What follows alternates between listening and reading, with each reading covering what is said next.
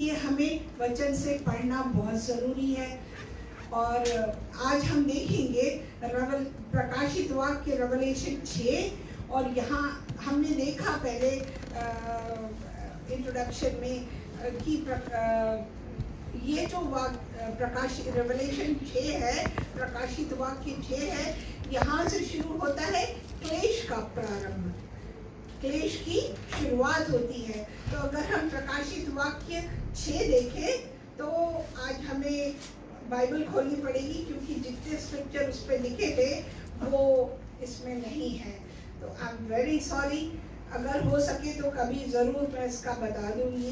प्रकाशित वाक्य का 6 का 17 वचन, क्योंकि उनके प्रकोप का भयानक दिन आ पहुंचा है। प्रकोप मतलब क्या है? क्लेश, ट्रबल्स, प्रकोप, गुस्से का दिन आ पहुंचा है।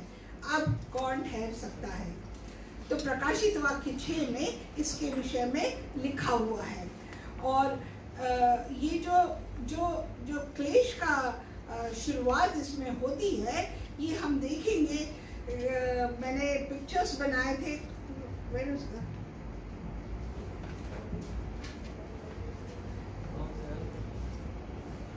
मैंने माउस पड़ा उस सामने। माउस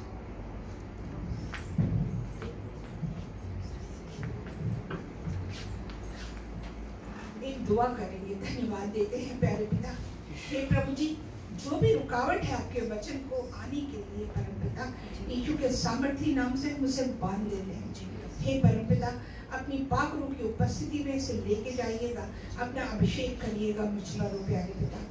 हे परम पिता परमेश्वर, ये किसी आम आदमी के लिए नहीं है परम पिता, परंतु राजाओं के राजा, प्रभुओं के प्रभु का ए और आमेन वचन है प्यारे पिता।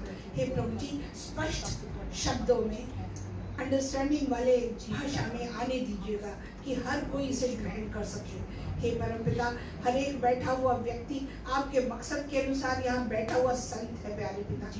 आपकी अपेक्षा है उनसे कि ये प्रोफेसाई करे, ये प्रोफेसी को इंटरप्रेट करे ओ प्यारे पिता। और परम पिता परमेश्वर, इस कलीसिया में एडिफिकेशन हो, बढ़ोतरी हो प्यारे पिता। हे प्रभु जी, आज हर उस रूप को जो डिस्ट्रैक्शन की है परम पिता, ओ प्रभु जी, जो रुकावट लाती है, उसे यीशु के नाम से बांध देती हूँ। और परम पिता, आज आपके वचन को दुधारी तलवार की तरह परम पिता आपकी पाक रूह की उपस्थिति में रिलीज करती हूँ, यीशु के नाम से मांगती हूँ। आमीन आमीन।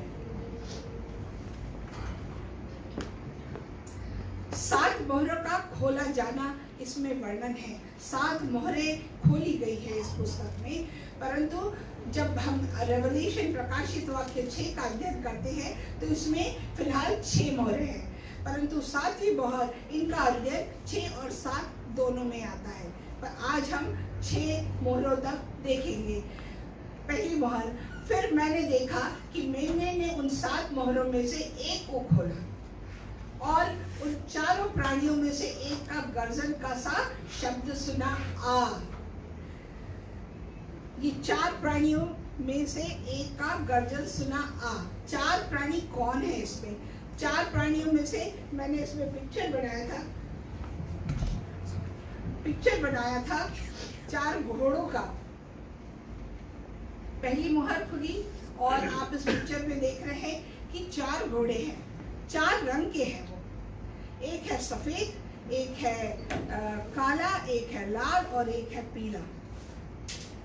4 प्रकार के इसमें 4 रंग के घोड़े हैं, सफेद, लाल, काला और पीला। और पहली मोहर जब खुलती है तो हमें प्राणियों का वर्णन मिलता है। आपको पहले भी मैं बता चुकी हूँ कि परमेश्वर ने एपोकैलिप्टिक वे में चिन्ह के रूप में बात की है। वो अपने बच्चों को चिन्ह के रूप में बताता है।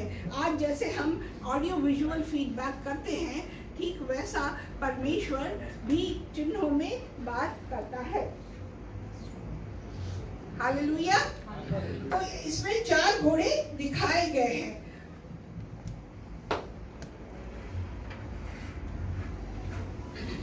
वचन दूसरा, मैंने दृष्टि की और देखो एक श्वेत घोड़ा है और उसका सवार धनुष लिए हुए है और उसे एक मुकुट दिया गया है और वह जय करता हुआ निकला कि और भी जय प्राप्त करे। आप देख सकते हैं कि घोड़ा सफेद है। सफेद शांति का प्रतीक होता है, शांति का चिन्ह होता है। उसके सिर पे मुकुट भी है, मतलब ये दर्शा रहा है कि वो सारी दुनिया पे फतह, जय पाना चाहता है, जय प्राप्त करने के लिए वो निकला हुआ है। परंतु क्या है, उसके हाथ में धनुष भी है, परंतु आप लोग देख रहे हैं कि वो धनुष के ऊपर तीर नहीं है। कभी भी जब धनुष को ताना जाता है तो उसके ऊपर तीर होता है। हालेलुया। और जब तीर नहीं है तो इसका मतलब है ये श्वेत तो है और शांति का भी प्रतीक है, परंतु इसमें क्या है, चालाकी है। इसमें चालाकी है, चीटिंग कर रहा है वो। कान खोल के सुनिएगा, समझने वाला दिल रखिएगा कि डिसर्नमेंट आप लोगों को आना चाहिए। इसका उसके अंदर चालाकी है और बाइबल हमें सावधान करती है ऐसे झूठे लोगों से, झूठे यीशु से। बाइबल में खुद इवन प्रभु यीशु मसीह ने खुद कहा है इस बात को। हालेलुया। और ये जो घोड़ा है पृथ्वी पर शैतान की ओर से क्लेश ला रहा है। अगर हम देखें मत्ती की किताब 7वां अध्याय उसका 15 वचन, कोई पढ़ेगा? इसमें नहीं होगा। मत्ती की किताब 7वां अध्याय 15वां वचन, कोई पढ़े? झूठे भविष्यवक्ता से सावधान रहो। हालेलुया। जो भेड़ों के वेश में तुम्हारे पास आते हैं, भेड़ों के वेश में तुम्हारे पास आते हैं, परंतु अंतर में फाड़ने वाले भेड़िए हैं। अंतर में फाड़ने वाले भेड़िए हैं। क्यों आते हैं? कहीं वे अपना मतलब तो नहीं साध रहे, कहीं वे आपका इस्तेमाल तो नहीं कर रहे। क्या वे वचन सिखा रहे हैं? क्या वो आपको वचनों में दृढ़ कर रहे हैं? इन सब बातों का आपको ज्ञान रहना चाहिए, इसीलिए रेवलेशन दिया जा रहा है। अगर हम इसके बारे में और देखें तो मत्ती की किताब 24 के 5 में भी यही लिखा हुआ है। 24 के 5 में, क्योंकि बहुत से ऐसे होंगे जो मेरे नाम से आकर कहेंगे कि मैं नाम से आके कहेंगे और बहुतों को भरमाएंगे। बहुतों को भरमाएंगे। दे विल कंफ्यूज, कलीसिया को कंफ्यूज करेंगे कि इधर रहे उधर रहे, क्या करे, बांटे, डिवीजन क्रिएट करे। You have to be very clever, you have to have the discernment. आपको पहचान होनी चाहिए कि आपको क्या करना है। परमपिता परमेश्वर का क्रोध क्लेश भड़कने पर है। यही बात चारों इंजिल में लिखा है। चारों नहीं, इंजिल तो एक ही है, उसके 4 भाग है। और मरकुस की किताब 13 के 21 में भी देखेंगे इसी बात के बारे में लिखा है। मार्क्स 13 उसका 21वां वचन, उस समय यदि कोई तुमसे कहे देखो मसीह यहाँ है या देखो वहाँ है, तो प्रतीति ना करना। प्रतीति ना करना। बहुत बार लोग कंफ्यूज हो जाते हैं कि पाखरू के द्वारा है, हम तो यीशु के पास जा रहे हैं, हम तो यीशु से प्रार्थना कर रहे हैं, बट कहाँ है? भरमाएंगे। वचन कह रहा है 13 का, एक बार फिर से पढ़ लीजिए, 13 का 21, मरकुस 13 का। उस समय यदि कोई तुमसे कहे देखो, हाँ एक सेकेंड, अभी आपने पढ़ा ना जी हाँ 13 का 6, सॉरी 13 का 6, हाँ पढ़े। बहुत तेरे मेरे नाम से आकर कहेंगे कि मैं वही हूँ और बहुतों को भरमाएंगे। हालेलुया। ये वह घोड़ा है, ये वह घोड़ा है, चालाकी लिए हुए आ रहा है। न जाने कितनी कलीसियाएं इस पृथ्वी पर आ चुकी। अगर हम पहली सदी से देखें आज की सदी तक कितनी ऐसी कलीसियाएं आ चुकी हैं, बहुत सारी है। कोई माता यरूशलेम है, कोई यहोवा विटनेस है, ओनली जीसस है, सैटेनिक चर्चेस है, कल्ट प्रैक्टिसेस है, कलीसियाएं भर रही है।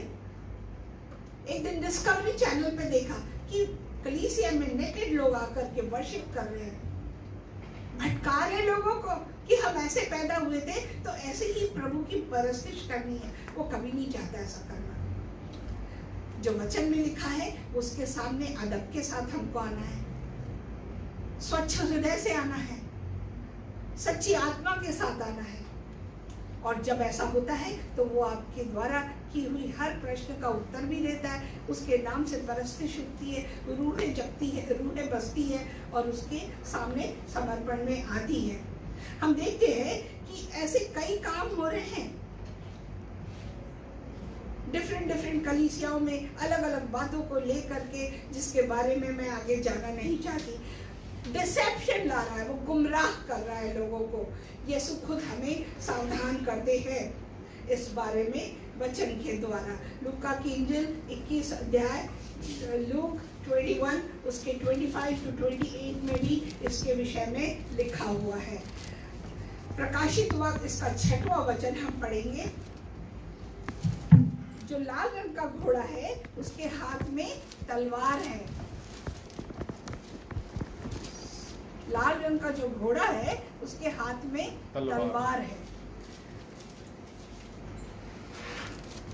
ये तीसरी मोहर है प्रियो, और इसे भेजा है पृथ्वी पर से मेल मिलाप खत्म करने के लिए।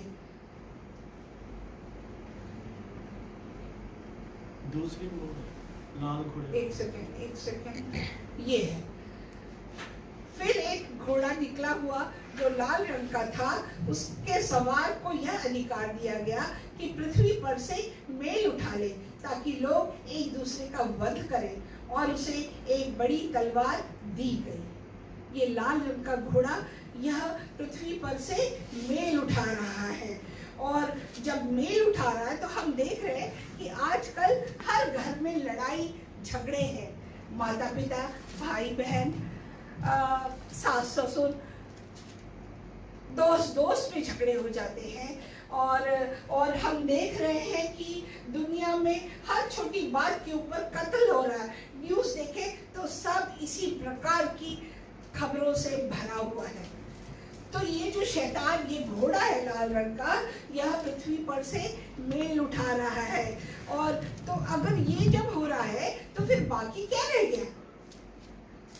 अगर ये सब तो अब हो रहा है तो फिर बाकी क्या रह गया है? बाकी क्या रह गया? ये प्रकाशित कर रहा है इस घोड़े के रूप में, इस चिन्ह के रूप में, कि एक बड़ा युद्ध होगा। अशांति है चारों तरफ। तो बाकी क्या है कि एक बड़े पैमाने पर युद्ध बाकी है। अगर हम देखें तो आज देश में वैर है, दुश्मनी है, अलग अलग प्रकार के अस्त्र शस्त्रों का, अलग अलग प्रकार के टैक्टिक्स का, तरीकों का उपयोग किया जा रहा है।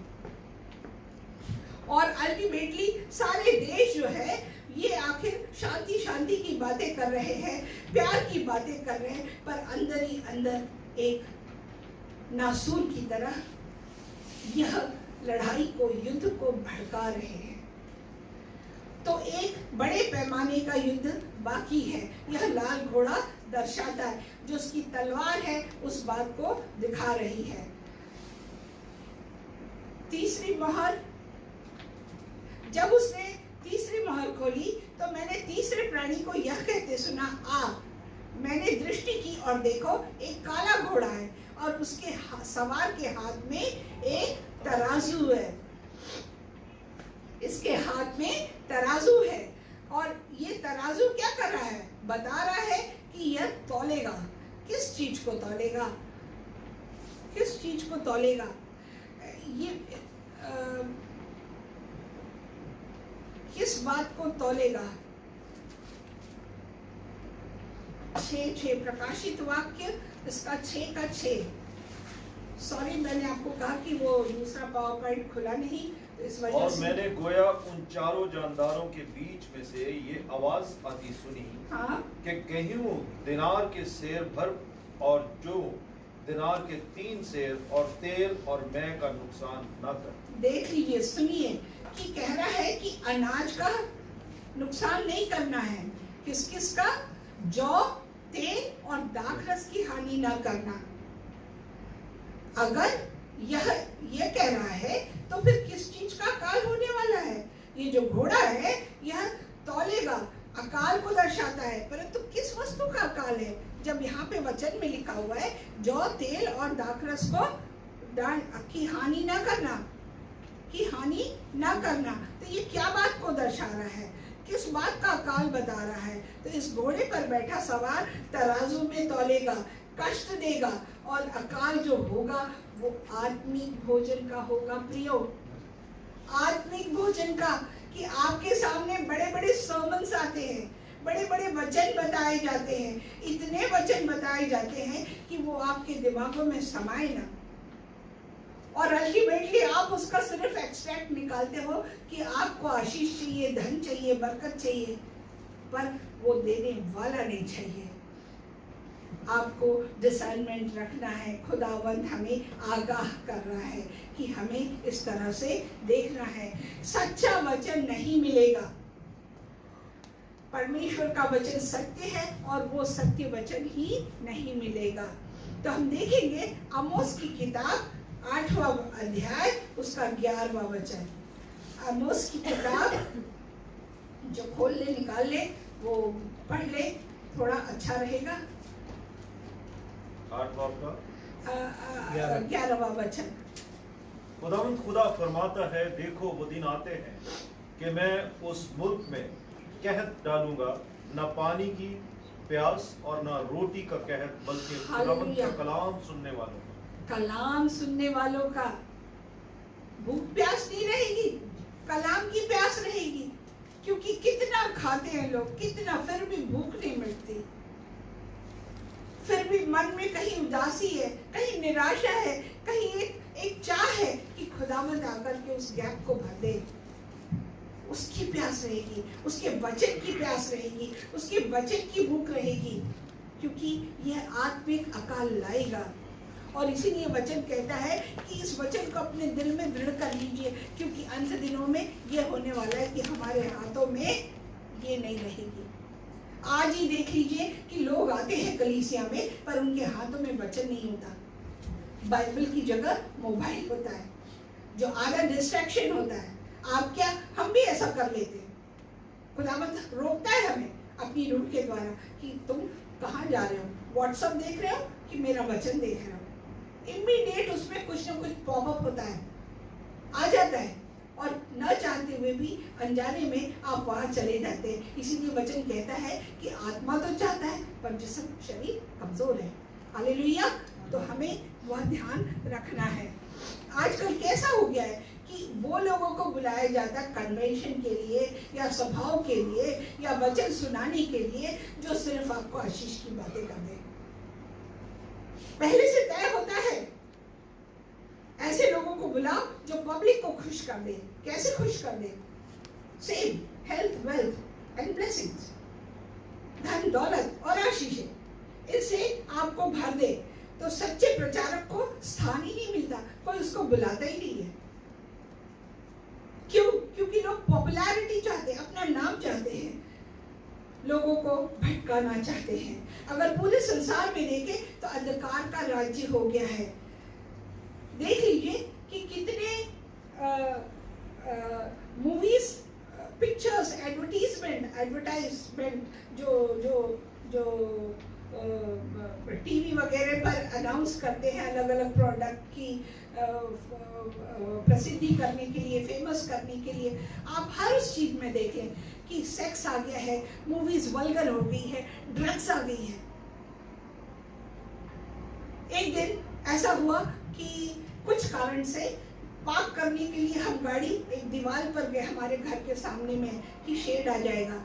तो वहां पर अचानक से जो मेरे साथ थे उन्होंने कहा कि यहाँ ना गाड़ी पार्क करें, यहाँ खूब सारी नीडल्स पड़ी होती है।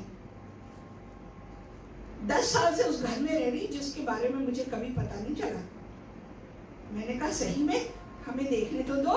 और उस समय हमारी सभा दोपहर को भरती थी, तो फिर हमने भी चांस लिया कि चलो हम देखें तो सही क्या है ये। और थाउजेंड्स ऑफ नीडल्स, हजारों में वो पड़ी हुई थी वहां पे। बाद में पता लगा, हारिस बता रहे कि इसीलिए रात को बाहर नहीं निकलना 9:30-10 बजे के बाद में इस ग्राउंड पे। क्यों? तो बोले ड्रग्स सेल किए जाते हैं। तो इस प्रकार की बातें कुवैत में हो रही, हर जगह, हर दुनिया के हर कोने में हो रही है। तो यह जो है अंधकार फैला रहा है, और यह अंधकार जो है सिर्फ बाहर नहीं फैला रहा है, ये कलीसियाओं में भी प्रवेश कर चुका है। प्रियो, हमें डिसर्नमेंट रखने की बहुत अधिक आवश्यकता है, बहुत अधिक आवश्यकता है।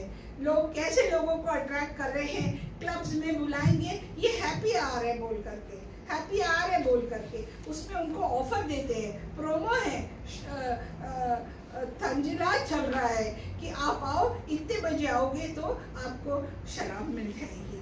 जवान हृदय, जवान लोग इस लालच में पड़ जाते, फ्री तो मिल रही है, चक्के तो देख लें। जैसा ही वो ये कदम उठाते हैं, दे फॉल इन ट्रैप, जाल में फंस जाते हैं। इस तरह का यह काला अंधकार दुनिया में फैला रहा है। हालेलुया। हमें संभलने की आवश्यकता है। परमेश्वर हमें क्लेश की तरफ ले जा रहा है। आप देख रहे हैं यहाँ पर कि मैंने एक पिक्चर डाला है कि उसमें रोटी है, तेल है, दाखरस है, सब कुछ है, आत्मिक भोजन नहीं है प्रियो। आगे हम देखेंगे और यहाँ बाइबल आपसे क्या बात कह रही है कि अगर ऐसा है तो फिर हमें तौबा करना चाहिए। अगर हमारे पास ऐसी वाली बातें आ रही हमारे मोबाइल में, हमारे लैपटॉप में या हमारे चारों तरफ लोगों के रूप में, दोस्तों के रूप में, हमें इसे निकाल फेंकना है। अगर हम व्यवस्था विवरण देखें, इसके 32वें अध्याय का 10वां वचन, इसमें बहुत सारी बातें लिखी। व्यवस्था विवरण ड्यूट्रॉनमी, यहाँ पर आशीषों के बारे में लिखा हुआ है और कर्सेस के बारे में लिखा हुआ है। उसने उसको जंगल में और सुनसान और गरजने वालों से भरी हुई मरुभूमि में पाया। उसने उसके चौहों ओर रहकर उसकी रक्षा की और अपनी आँख की पुतली की नाई उसकी सुधि रखी। हालेलुया। परमेश्वर आँख की पुतली है, आप उस पे आँख की पुतली है, वो रक्षा करने के लिए तैयार है और इसीलिए वो हमको आगाह भी करता है कि हमें इस प्रकार के जाल से बच निकलना है। चौथी मुहर हम देखेंगे। जब उसने चौथी मुहर खोली तो मैंने चौथे प्राणी का शब्द यह कहते सुना, आ। अब ये चौथा प्राणी कैसा है हमने देख लिया, सफेद, लाल और काला। अब ये जो चौथा है यह क्या कह रहा है? ये जो चौथा है, ये जो चौथा मुहर जो खुल रही है, यह तीनों रंगों का मिश्रण है। पीले कत्थे से रंग का है यह घोड़ा। और हम देखते हैं कि जब ये तीन रंगों का मिश्रण है तो ये हमें 20 से ज्यादा ये एक प्रकार की महामारी की तरफ हमें इशारा कर रहा है कि दुनिया में ऐसे कई जीव जंतु जिनसे दुनिया में बीमारियां आ गई हैं। आइए हम देखेंगे प्रकाशित वाक्य, इसका 6 का 7वां वचन,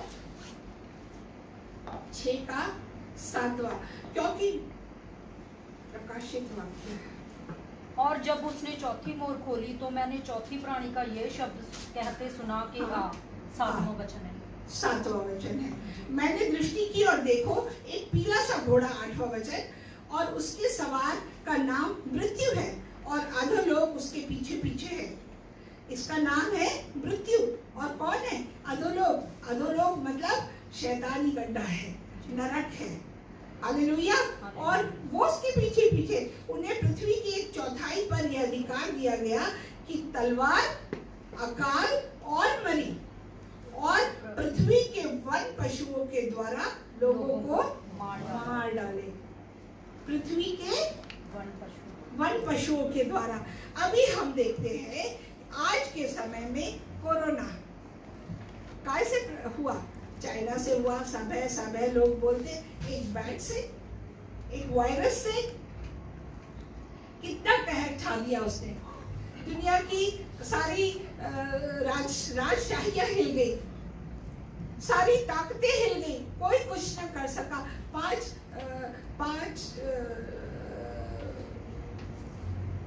लाख से अधिक, एग्जैक्ट फिगर नहीं मालूम है, पर मैं बोल रही हूँ ऐसे कि इतनी मात्रा में लोगों की मृत्यु हुई है। ये क्या है? जो परमेश्वर का वचन कह रहा है कि वन पशुओं के द्वारा। बीच में स्वाइन फ्लू आया, H1N1 आया, इबोला आया, ऐसे कैंसर ऑलरेडी है ही, लोगों को मार रहा है, तो ऐसे ही HIV है जो आज तक खत्म ही नहीं हुआ। ऐसी बीमारियों का आना, तो आप सोच के देखिए कि अगर अभी ये है तो जब ये सही में मोहरें खुलेंगी तो क्या आलम होगा। सारी बादशाहियां हिल गई, सारों की नजर परमेश्वर की तरफ लग गई। क्यों? क्योंकि इसका निवारण सिर्फ और सिर्फ वही कर सकता है। उसका क्रोध भड़का हुआ है। अभी तो शुरुआत है, अभी तो शुरुआत है। हमें उसके खौफ में रहना है, उसके औ में रहना है, उसकी उपस्थिति में रहना है, समझ के साथ अपनी मन की आंखों को खोल करके आज्ञाकारिता के साथ रहना है।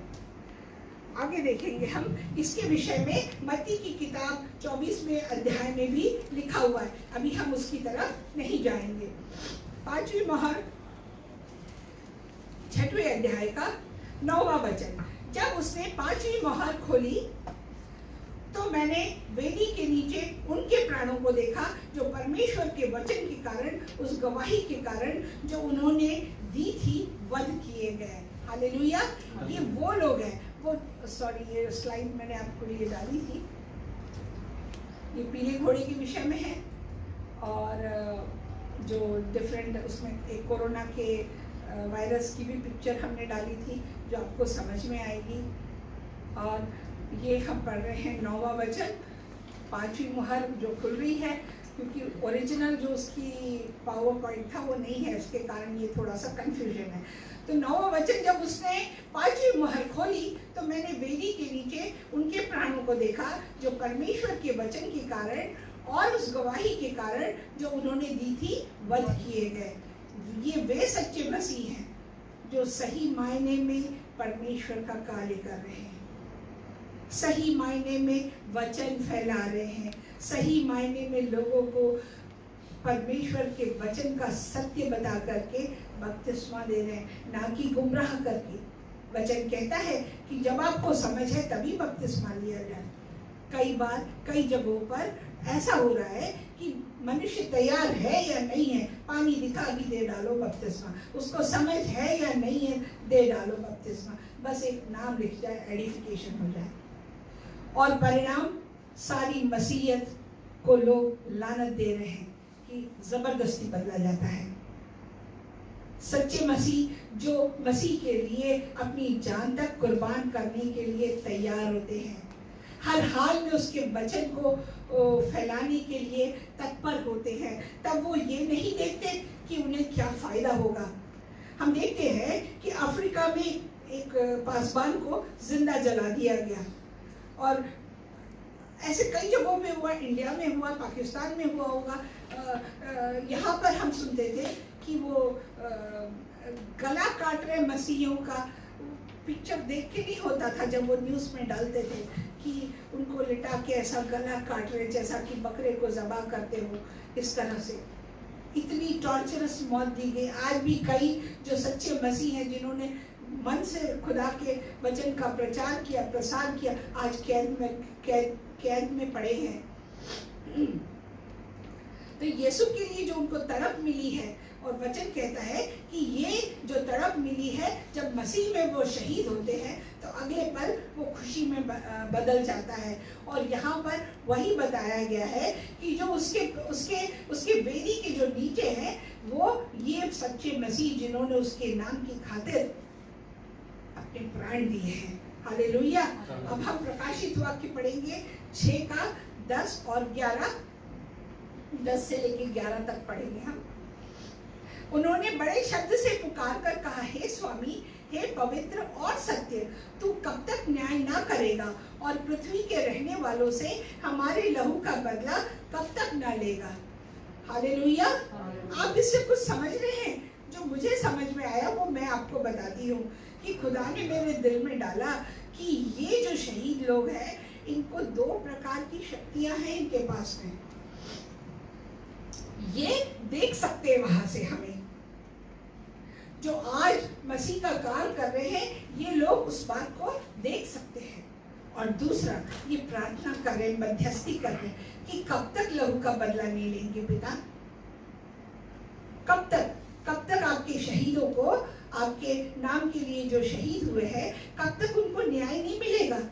कई बार जब आप उसका कार्य सच्चाई से करते रहते हैं, उसके बाद भी शैतानी ताकतें ऐसी आती है कि जो कलीसिया में डिवीजन, मैंने आपको पहले ही बताया कि कलीसिया में तक पहुंच गया है। ये हर कोई अपने नाम से अपने फायदे के लिए कुछ न कुछ गलत कार्य करता रहता है, चाहे वो परमेश्वर के वचन के अलाइनमेंट में हो या ना हो, या चाहे वो अथॉरिटी या पासबान बता रहे उसके मुताबिक हो चाहे ना हो।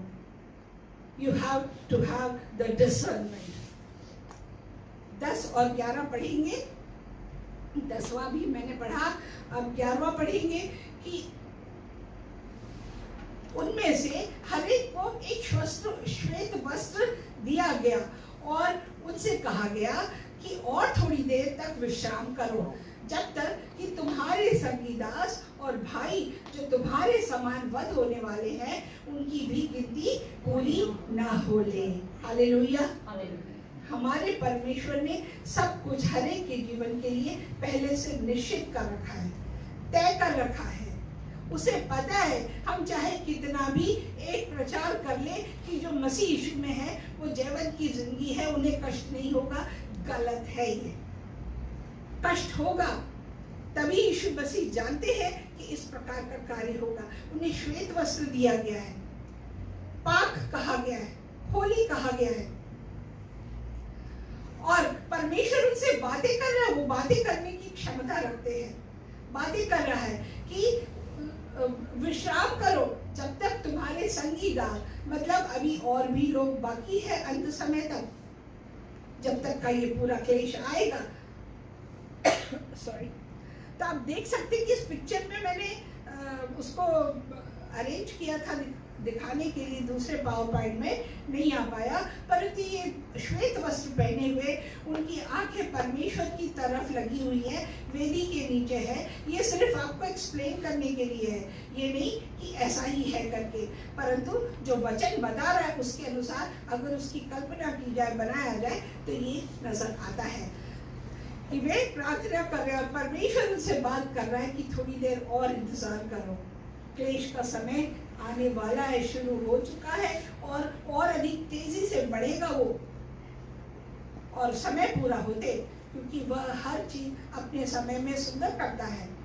वह सुंदर समय इन लोगों के लिए जो उसके नाम से सही मायने में प्रचार करके कष्ट उठा रहे, सता उठा रहे, उनको वो एनकरेज कर रहा है परमपिता परमेश्वर। अगर आप ये भावना रखते कि कष्ट नहीं होगा तो वो गलत है प्रियो, और ये भावना रखते हैं कि जब वो आपको सारी आशीषों से माला माल कर रहा है अगर, तो कल को अगर उसके नाम की खातिर आपको प्राण भी देना पड़े तो आप तत्पर है।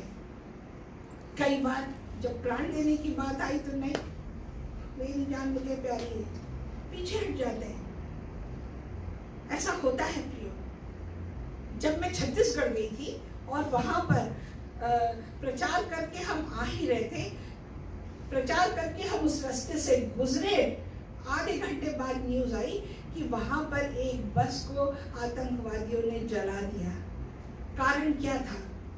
कारण क्या था कि उस बस में एक प्रार्थना सभा अटेंड करके लोग आ रहे थे, परंतु खुदा का शुक्र है उसमें से भी कुछ लोग बचे, और मेरा इस वचन के द्वारा विश्वास है कि उनके सारे कष्ट दूर हो गए और वो परमपिता परमेश्वर की वेदी के नीचे जय जयकार करते हुए, दूसरे लोगों के लिए मध्यस्थी करते हुए, हमारे लिए परमेश्वर से मध्यस्थी करते हुए मांग रहे हैं कि सच्चे मसीहियों को उनका न्याय मिल जाए। हालेलुया। और अगर हम बाइबल में देखें तो एलीशा को भी ये ताकत दी गई थी, उसको दिखाया था परमेश्वर ने, कुछ विजन दिया था कि पर्वत की चारों तरफ आग है, परमेश्वर चिन्ह के रूप में बताता है। हालेलुया। अगर हम दूसरे कुरिन्थियों के 5वें अध्याय के 1 से 5 वचन में देखें तो उसमें भी हमें कुछ प्रमाण मिलते हैं और कुछ एनकरेजमेंट मिलती है। अभी अगर आप पढ़ सकते हैं तो पढ़ लीजिए, बहुत अच्छा होगा। दूसरा कुरिन्थियों 5 का 1 से 5। क्योंकि हम जानते हैं कि जब हमारा पृथ्वी पर का डेरा सरीखा घर गिराया जाएगा तो हमें परमेश्वर की ओर से स्वर्ग पर एक ऐसा भवन हालेलुया, मिलेगा जो हालेलुया। हाथों से बना हुआ घर नहीं परंतु हालेलुया। चिरस्थायी है। इसमें तो हम कराहते हैं और बड़ी लालसा रखते हैं कि अपने स्वर्गीय घर को पहन ले, कि इसके पहनने से हम नंगे ना पाए जाएं और हम इस डेरे में रहते हुए बोझ से दबे कराहते रहते हैं, क्योंकि हम उतारना नहीं वरन और पहनना और चाहते पहनना हैं, चाहते हैं। ताकि वह जो मरनहार है जीवन में डूब जाए। और जिसने हमें इस बात के लिए तैयार किया है कि वह परमेश्वर है, जिसने हमें बयाने में आत्मा भी दिया है। हालेलुया। हालेलुया। कितना सच है प्रियो। आपको मैं बताऊं मेरे अनुभव से कि जब मेरे फादर इन लॉ की डेथ हुई तो ये गीत गाया था, सियोन देश हमारा है देश, रहते हैं हम परदेश, जाएंगे हम अपने देश। यही उस समय तो मीनिंगलेस था ये मेरे लिए, क्योंकि मैंने यीशु मसीह को ग्रहण कुवैत में किया। जब मेरे पति की मृत्यु हुई और यह गीत गाया तो I was bursting like anything, रो रही थी। क्यों? क्योंकि हम किस चीज की लालसा करते हैं दुनिया में, किस चीज को पाना चाहते हैं, जबकि ये हमारा घर है ही नहीं। पर कैसी होड़ लगी है, कैसी कंपटीशन लगी है, खाने पीने से, धन दौलत से लेके, नाम शोहरत से लेकर के हर चीज के पीछे। जबकि हम जानते हैं कि ये हमारा देश नहीं है, पर अनफॉर्चुनेटली मसीही लोग भी उसके पीछे लगे हैं। और जब मुझे समझ में आता है कि मसीहत एक सिर्फ रिलीजन नहीं है प्रियो, रिलीजन नहीं है ये यीशु की तरह से जीने का तरीका है। वो हमें अपने स्वरूप में बदलना चाहता है, अपनी आज्ञाकारिता में लाना चाहता है। ये मसीहत है प्रियो, कि अगर हम उसके बताए हुए तरीके पर चलेंगे, आज्ञाकारिता में, उसकी इच्छा शक्ति के केंद्र में रहेंगे, तो हम जयवंत की जिंदगी पाएंगे। आगे का देखेंगे हम। छठवीं मोहर, प्रकाशित वाक्य, हाँ 12। और जब उसने छठवीं मोहर खोली तो मैंने देखा कि एक बड़ा भूइंडोल हुआ, हाँ। और सूर्य कंबल की नाई काला और पूरा चंद्रमा लहू का सा हो गया। हालेलुया। इस प्रकार का कार्य होगा। छठवीं मोहर बता रही है कि पूरी तरह से दुनिया तहस नहस हो जाएगी। यहाँ तक कि जो मनुष्य की सुविधा के लिए उसने एलिमेंट्स बनाए, सूर्य, चांद, तारे, यह भी अपनी जगह से हिल जाएंगे। इसका क्रोध प्रकट होने वाला है प्रियो। ऐसा आगे पढ़िएगा। और आकाश के तारे पृथ्वी पर ऐसे गिर पड़े, ऐसे गिर पड़े, जैसे बड़ी आंधी से हिलकर अंजीर के पेड़ से कच्चे फल झड़ते हैं। हालेलुया। इस प्रकार का जो कहर है, इस प्रकार का जो क्लेश है, यह आने वाला है। आगे पढ़िएगा। और आकाश ऐसा सरक गया जैसा पत्र लपेटने से सरक जाता है, और हर एक पहाड़ और टापू अपने अपने स्थान से हिल टल गया। हालेलुया। आगे हम देखते हैं कि सपनिया की किताब में भी इसका वर्णन है इसके बारे में, और नए नियम में भी इसके विषय में लिखा हुआ है।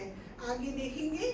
और पृथ्वी के राजा और प्रधान और सरदार और धनवान और सामर्थी लोग और हर एक दास और हर एक स्वतंत्र पहाड़ों की खोहों में और चट्टानों में जा छिपे। हालेलुया। ये ऐसा क्लेश होगा प्रियो कि लोग मरना चाहेंगे पर मर नहीं सकेंगे। ये वो तड़प होगी।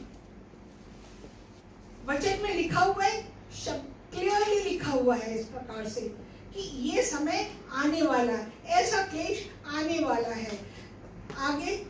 और पहाड़ों और चट्टानों से कहने लगे कि हम पर गिर पड़ो, हाँ। और हमें उसके मुंह से जो सिंहासन पर बैठा है और मेमने के प्रकोप से छिपा लो। हालेलुया। तो इस प्रकार का क्लेश आने वाला है। और ऐसा क्यों है? ऐसा क्यों है? क्योंकि वचन में लिखा हुआ है कि ये इसलिए हो रहा है कि जो मसीहियों का लहू बहा है, मसीहियों पे जो सताव आया हुआ है, परमेश्वर उसका पलटा लेगा। परमेश्वर का वचन कहता है कि बैटल बिलोंग्स टू मी। युद्ध मेरा है, कहता है वो युद्ध मेरा है। हम किस चीज की युद्ध के लिए लड़ते हैं? हम दुनियावी युद्ध की बात करके कहते जंग जिन्ना दी लड़ाया हुआ, वो जंग कभी नहीं हारते, परंतु परमेश्वर का वचन यह कह रहा है कि मेरा क्रोध आएगा जो मेरे सच्चे मसीहों को अगर परेशान किया जाएगा तो। आगे पढ़िएगा, आखिरी वचन। क्योंकि उनके प्रकोप का भयानक दिन आ पहुंचा है, अब कौन ठहर सकता है? अब कौन ठहर सकता है उसके सामने? और ऐसा क्यों है प्रियो? क्योंकि उसका वचन कहता है जब और ऐसे समय में कि आज की कलीसिया वहां रहेगी? नहीं रहेगी। क्यों नहीं रहेगी? क्योंकि आप अगर देखें बाइबल में उदाहरण लिखा हुआ है नूह का और सदोम गोमरा का। जब तक उसने उसके लोगों को सुरक्षित नहीं कर लिया, नूह को सुरक्षित नहीं कर लिया, तब तक वहाँ बारिश नहीं हुई। जब तक उसने सदोम गोमरा में लूत को और उसके परिवार को सुरक्षित नहीं कर लिया, तब तक वहाँ आग नहीं बरसी, आग नहीं उतरी। तो ठीक उसी प्रकार से वो अपने मसीहों को, कलीसिया को बचाएगा, वो निश्चित बचाएगा, वो अपनी कलीसिया को सुरक्षित कर लेगा। तो प्रियो, आज जो आपने ये सुना है उससे सतर्क हो जाइए, अपने आप को सावधान कर लीजिए और तैयार हो जाइए। खुदावंद आप सबको बहुत आशीष दे।